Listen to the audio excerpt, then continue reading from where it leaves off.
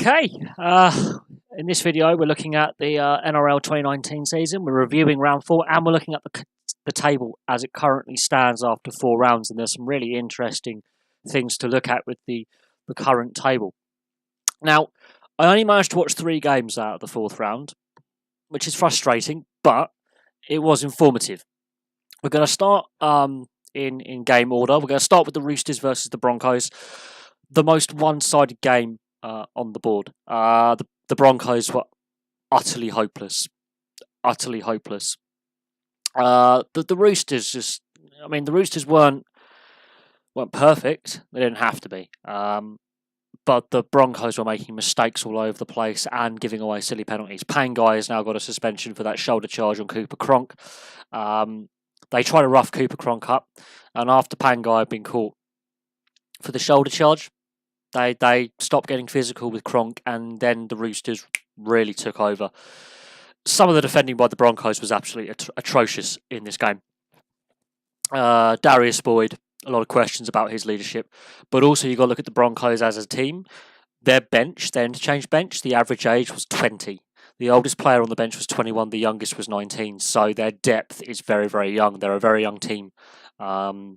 And when your interchange bench is all born after 1999, 98, and they're that young, it is worrying because their lack of experience also told in this game. And the Roosters deserve to win 36-4. The Panthers, one of many golden point wins. Apparently, according to reports, this was a very, very scrappy game. Wasn't a great watch. A lot of games this weekend weren't great. There's a lot of golden point games in here. The Panthers, only 1 try by their backline so far this season. That's a concern. But they've managed to get a second win, so that they're starting to grind out wins, but they're not scoring a lot of points. They're not being free flowing, and they are still making a lot of mistakes. They need to get that backline scoring, otherwise they could have a very, very tough season ahead for them. But they're grinding out wins at the moment. They've got 2 wins on the board. It's better than no wins on the board. The Tigers win their first 2, lose their next 2. That's going to be frustrating, and it's whether they can bounce back and get that next win. But because of their virtue of their 2 really strong opening rounds, the opening round, the second round, they're actually in the top half of the table at the moment. They have a good platform to build off, but they would possibly want to bounce back next week. The Warriors, I watched this game against the Titans. The Warriors weren't great. They didn't have to be. Much like the Roosters, they weren't challenged by the Titans. The Titans were absolutely abysmal. There's a reason why the Titans haven't got a point on the board yet. There's a reason why the Titans are the bottom team, and I'll get to that.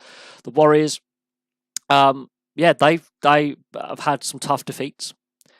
Opening round thumping win, great. Rounds 2 and 3 concede a lot of points, and their defence is not great. And then today, the defensive effort put in, brilliant.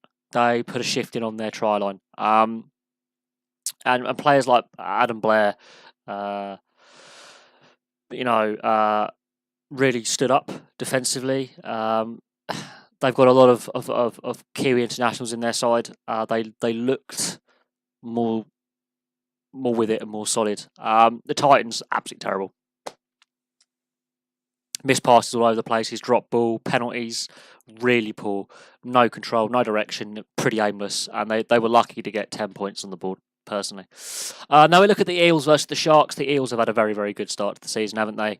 Wooden spoon us last year. I think they're going to have a very, very good year.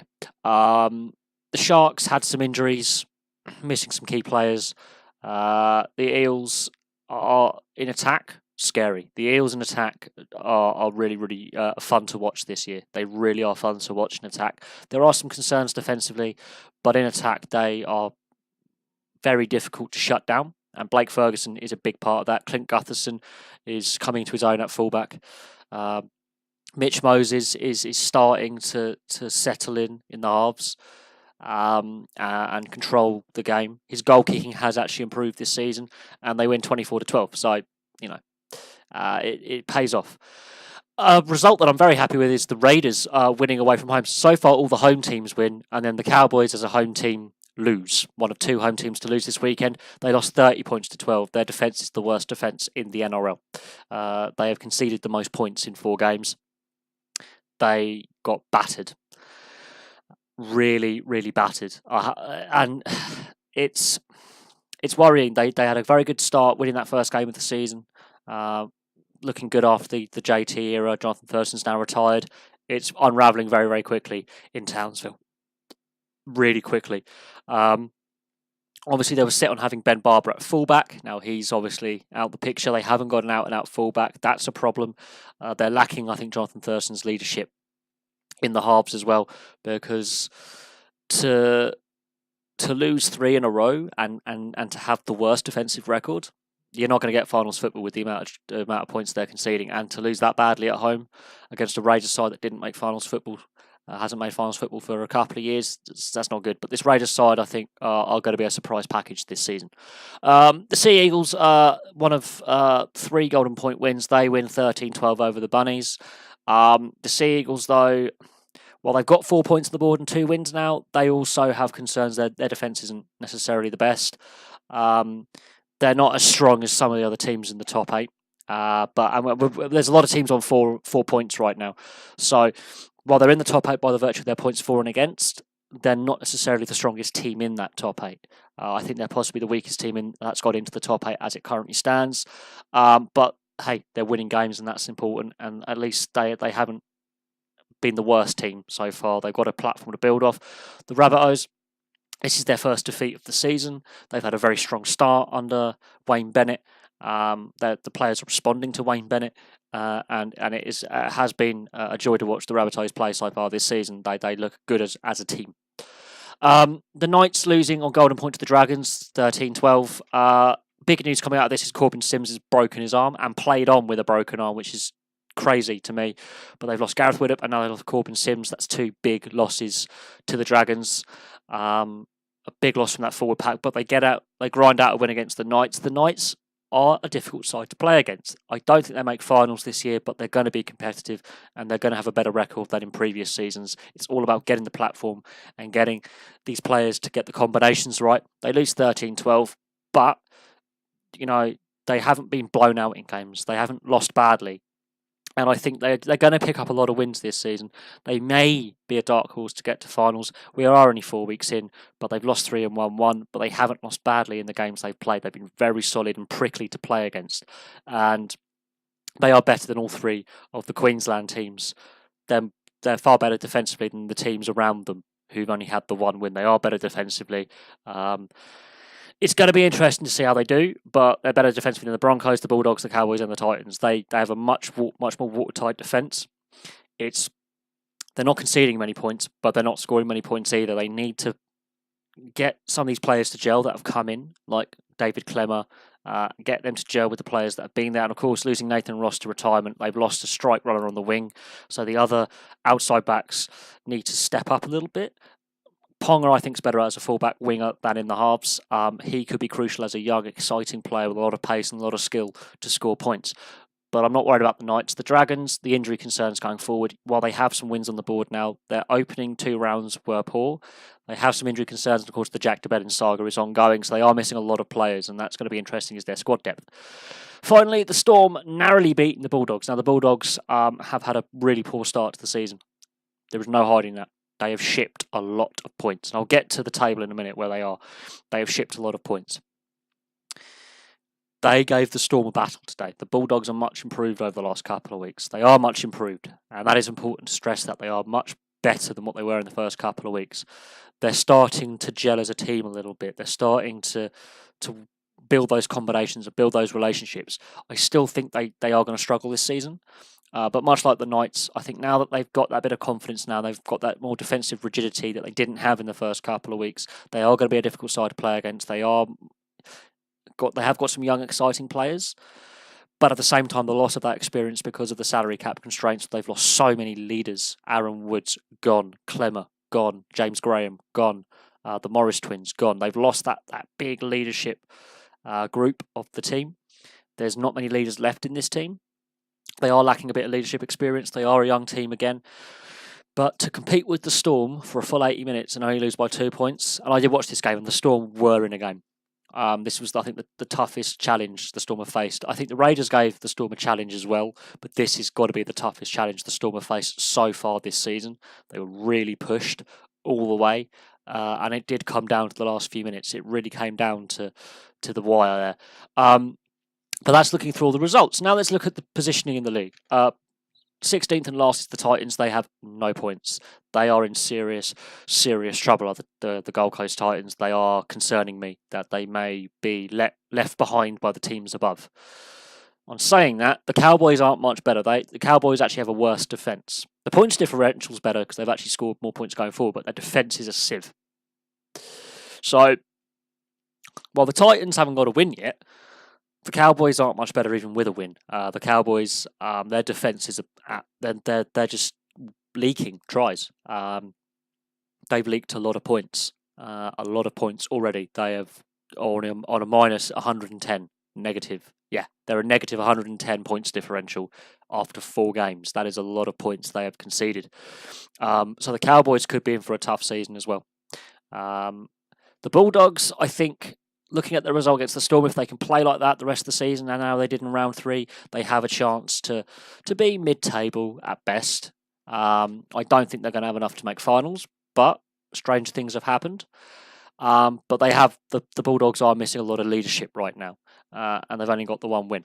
The Broncos are really, really in trouble as well. They're really disappointing. All 3 Queensland teams are in the bottom 4.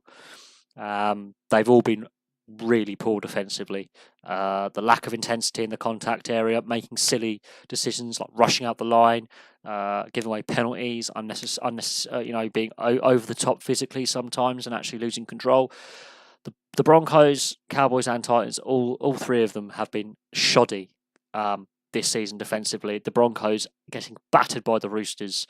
I have words fail me on that one. They were absolutely abysmal. I think that was the worst performance of the weekend. And there were some really scrappy games this week, and I've been following on Twitter. I've got snippets of highlights. There have been some scrappy games, but to be blown out by 32 points, it's bad. The Knights, while they're not scoring a lot of points, they're not conceding a lot of points. I think that's going to be their problem is scoring. But they're out of the teams at the bottom end of the table, they're far more competitive than the teams below them.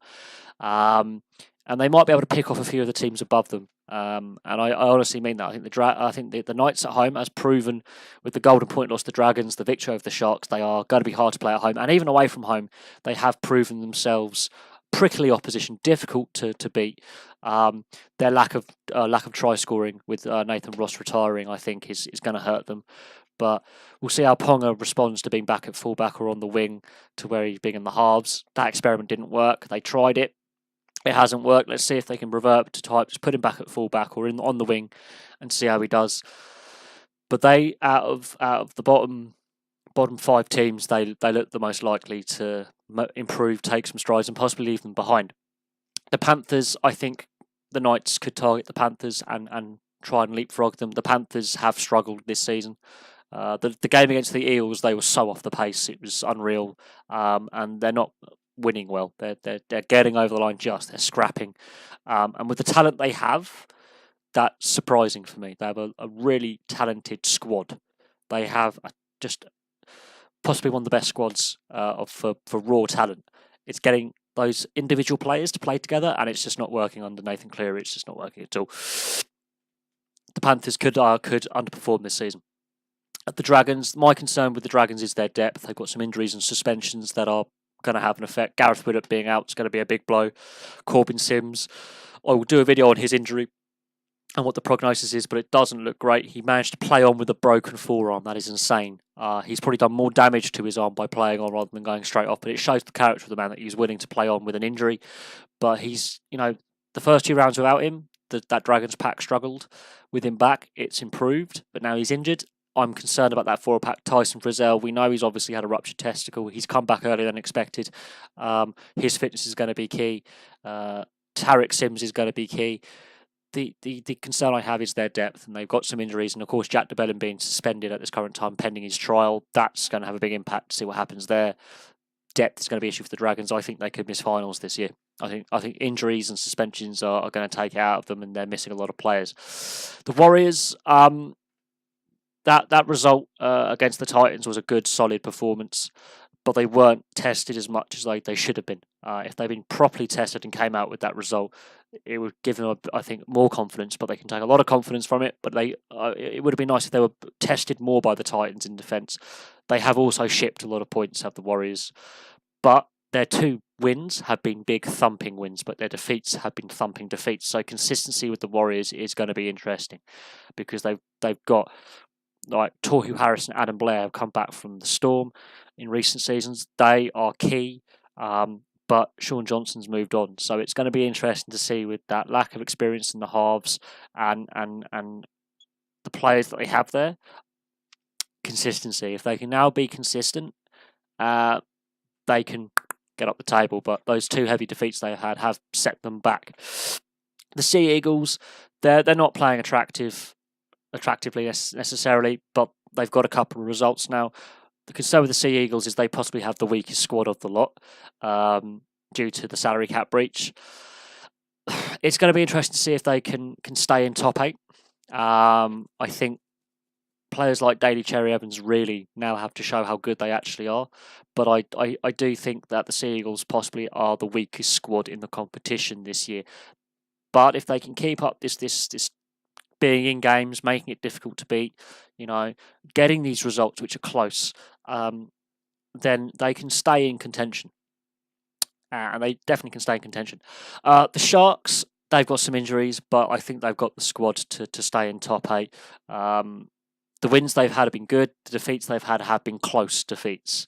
So the 2 games they've lost have actually been close games. There's a few injuries there. There's a few depth issues. And there's a few players that, are settling in to new roles there. I would expect them to still be in finals come the end of the year, but I think they're starting their decline at this point. I think they're going to be going through a transition phase at some point. But at the moment, again, these 2, Sharks and Sea Eagles, have had salary cap breaches that have come to light the last couple of years. That's also having an effect on both teams. But the Sharks are, I think, a much stronger team than the Sea Eagles. They should have possibly beaten Newcastle and should have had 6 points. But they are in a solid position going forward. They've got the pieces there. They've got the winners there. It's all about keeping consistent as well. Consistency for the Sharks is important. The Tigers, first 2 rounds win. Now they've lost 2 rounds. The Tigers do this a lot. I've noticed the Tigers, they always seem to start seasons very, very well, and then they fall off. Let's see if the Tigers, they lost on Golden Point, so let's see if the Tigers can bounce back in round 5 and make it 3 out of 5, because if they lose a third in a row, then they're going to slip down this table. And with some of the talent they have there and some of the players they have there, that shouldn't happen. They've got some really talented players. I know that they've lost some of the leadership group, but they brought back Benji Marshall. They brought back Robbie Farah.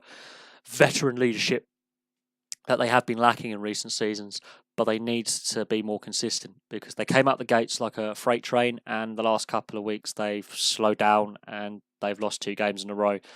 They do this a lot. The Eels, pleasantly surprised with the Eels. Last season's forgotten. 3 wins out of 4. They've been good. They've been fun to watch. The games that I've seen of the Eels, they have been really entertaining. Blake Ferguson is a great addition to that team. And I think they could be the dark horse in the top half of the table. They could. They've been really entertaining so far this season. They've been good value for the wins they've got. Even in defeat, they've been entertaining. They're showing real enterprising spirit with ball in hand. They're throwing it around. They're willing to attack. They're willing to give it a go.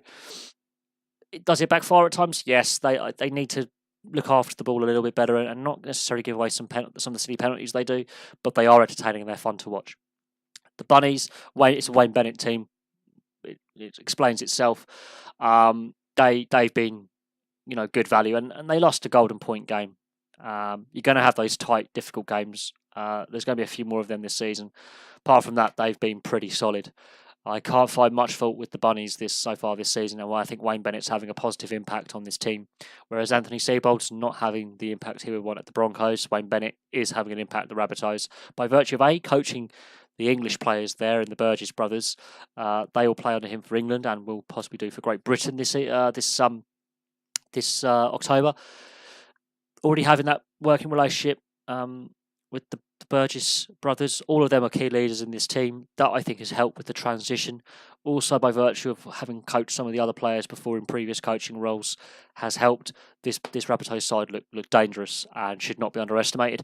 The Raiders, I've been pleasantly surprised by them as well. They've been better than people would expect, and that's the other team with a big English influence. Hodgson, in the halves. Bateman's joined. Sutton's joined. They've had good starts to their Raiders' careers. The game that I saw them lose against the Storm, they actually played well in bits. They showed a lot of effort and energy and willingness to go. They weren't willing to give up. So in the defeat they've had, they showed the right signs going forward. I think they've got to gel some players together, and where new players have come in, they've got to make them feel welcome. But 3 wins out of 4, solid start. The Roosters, there's a reason why they're defending premiers. There's a reason why they won last year. Okay, admittedly there is a defeat in there, but against the Rabbitohs, it's the first game of the season. They've bounced back from that and have kicked on, and their points for and against is better than the Bunnies, hence why they're above them on points differential. They've really, especially that win over the Broncos, that was a statement win. That was a statement to the rest of the competition. The Storm beat the Broncos, but didn't beat them that well. That is a statement by the Roosters that are putting the Storm on notice that we're chasing you. Now, the Melbourne Storm have won all 4 games. They're the only unbeaten side so far.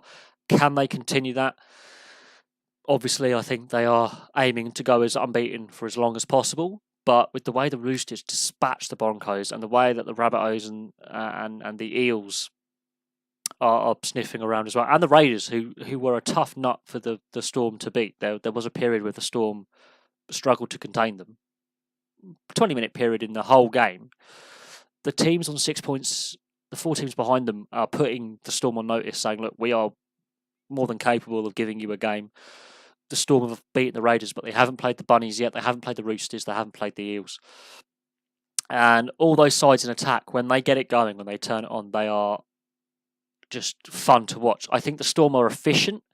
They're not expansive. They don't have to be. From the Roosters through to the Eels, they are really expansive and they attack with pace. And it'll be interesting to see at the end of the season how many games the Storm win and how many they lose, because it's fun watching these 4 teams. They are great fun to watch. They're very expansive. They're easy on the eye. They love throwing the ball around. They attack with pace, and they've got a lot of young players. The Storm haven't got that many young players in their team. And what I noticed with the Bulldogs, they were targeting Cameron Smith in defence. That could be the weakness is Cameron Smith. He's getting older now.